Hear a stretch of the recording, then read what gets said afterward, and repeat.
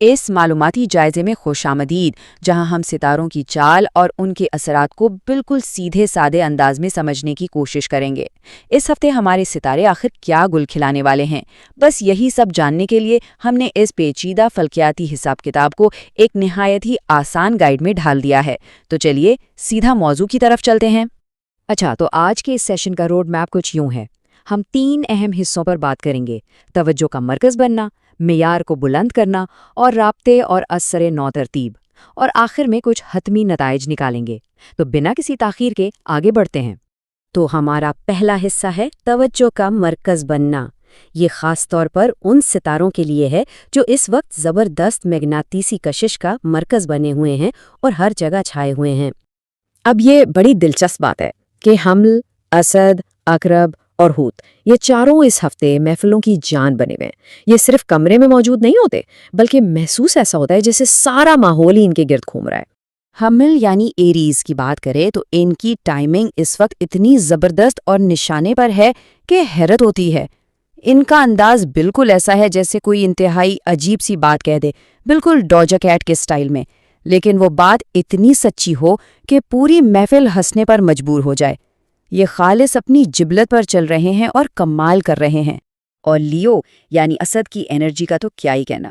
اس ہفتے یہ جس بھی جگہ جاتے ہیں ایک قدرتی چمک اور پورے اعتماد کے ساتھ جاتے ہیں۔ ان کا انداز ایسا ہوتا ہے جیسے ان کا نام پہلے سے کسی VIP لسٹ میں سب سے اوپر لکھا ہو، اور یہ بالکل حق بجانب بھی لگتا ہے۔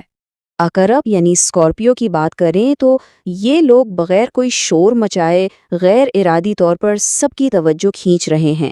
انہیں کسی قسم کی محنت نہیں کرنی پڑتی، بس ایک گہرا احساس ہے جو ان کے اندر موجود ہے۔ بالکل ایسا سمجھیں جیسے ریحانہ کی مٹ گالا میں انٹری، کوئی کچھ نہیں کہتا مگر سب کی نگاہیں وہیں ٹھہر جاتی ہیں۔ اور ہاں، حوت یعنی پائسس کا تو اس وقت ایک الگ ہی سحر ہے۔ یہ وہ لوگ ہیں جو خاموشی سے پیچھے بیٹھ کر بھی پورا شو چلا رہے ہوتے ہیں۔ یہ بالکل نپی تلی بات کرتے ہیں اور وہ بات اتنی گہری ہوتی ہے کہ لوگ بار بار ان کی طرف پلٹتے ہیں، صرف یہ جاننے کے لیے کہ ان کے ذہن میں مزید کیا چل رہا ہے۔ یہ واقعی کمال کا اثر ہے۔ خیر، اب اپنے دوسرے حصے کی طرف آتے ہیں جس کا عنوان ہے معیار کو بلند کرنا۔ یہاں ساری بات اپنے ارد گرد کی حدود کو نئے سرے سے طے کرنے اور زندگی میں کچھ اپ گریڈز لانے کی ہے۔ اس کیٹیگری میں ہمارے پاس تور، سنبلا، قوس اور جدی ہیں۔ ان ستاروں کے لیے یہ ایک ایسا وقت ہے جب یہ زندگی سے مزید کا تقاضا کر رہے ہیں، اور مزے کی بات یہ ہے کہ وہ یہ سب بغیر کسی شور شرابے یا بڑے اعلان کے کر رہے ہیں۔ ایک بالکل خاموش مگر ٹھوس تبدیلی۔ مثال کے طور پر تھور یا ٹورس کو ہی دیکھ لیں۔ یہ لوگ اب خاموشی سے اپنے لائف سٹائل کو اپ گریڈ کر رہے ہیں۔ برسوں تک ہر چیز پر یہ کہنے کے بعد کہ ہاں یہ ٹھیک ہے، گزارا ہو جائے گا، اب ان کا رویہ بدل گیا ہے۔ اب یہ سیدھا فرسٹ کلاس کی طرف جا رہے ہیں، اور وہ بھی اپنے سکون پر کوئی سمجھوتا کیے بغیر۔ ان کی خاموشی اب ان کے الفاظ سے زیادہ بول رہی ہے۔ سنبلا یعنی ورگو کے ساتھ بھی کچھ ایسا ہی ہو رہا ہے۔ انہیں اب یہ احساس ہو رہا ہے کہ بات صرف دن رات مصروف رہنے کی نہیں ہے، ان کی زندگی دراصل اب زیادہ بڑی اور وسیع ہو رہی ہے۔ وہ بالکل ہلکے پھلکے مزاح کے ساتھ اپنی ترجیحات کو بدل رہے ہیں اور صحیح لوگوں کو اپنی طرف کھینچ رہے ہیں۔ قوس یعنی سیجیٹیریس اس وقت ایسی روٹینز اپنا رہے ہیں جو واقعی کام کرتی ہیں۔ یہ لوگ جس بھی کمرے میں قدم رکھتے ہیں وہاں کی توانائی بڑھ جاتی ہے۔ ان کی چھوٹی چھوٹی باتیں بھی اتنی زبردست ہوتی ہیں کہ لگتا ہے جیسے ان پر کوئی مکمل پوڈ کاسٹ ایپیسوڈ ریکارڈ کیا جا سکتا ہے۔ زبردست انرجی ہے ان کی۔ اور جدی یعنی کیپریکارن، یہ تو اس وقت اپنا ایک الگ ہی معیار سیٹ کر رہے ہیں۔ ان کا ایک ایسا پرسکون اور رعب سا انداز ہے جو دوسروں کو تھوڑا سا محتاط کر دیتا ہے، بالکل اس شخص کی طرح جو کوئی بھی کاغذ سائن کرنے سے پہلے اس کی ایک ایک لائن غور سے پڑھتا ہے۔ لوگ ان کے اس محتاط انداز کی وجہ سے خود بخود انہیں عزت دینے پر مجبور ہیں۔ چلیے اب تیسرے اور آخری اہم حصے کا رخ کرتے ہیں، یعنی رابطے اور اثر نو ترتیب۔ یہ مرحلہ بنیادی طور پر انسانی تعلقات، ذہانت اور اپنے اندر جھانکنے کے حوالے سے ہے۔ جوزا، سرطان، میزان اور دلو کے لیے حالات کا رخ آپسی تعلقات اور اندرونی غور و فکر کی طرف مڑ رہا ہے۔ یہ وقت ہے اپنی ذہانت کو استعمال کرنے کا اور خود احتسابی کا۔ جوزا یا جیمنائی کی حاضر دماغی اس وقت اپنے عروج پر ہے۔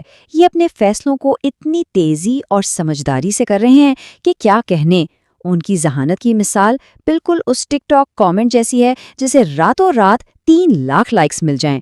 جی ہاں، بالکل اتنی ہی تیز اور اثر انگیز۔ ان کا ذہن اس وقت پوری طرح الرٹ ہے۔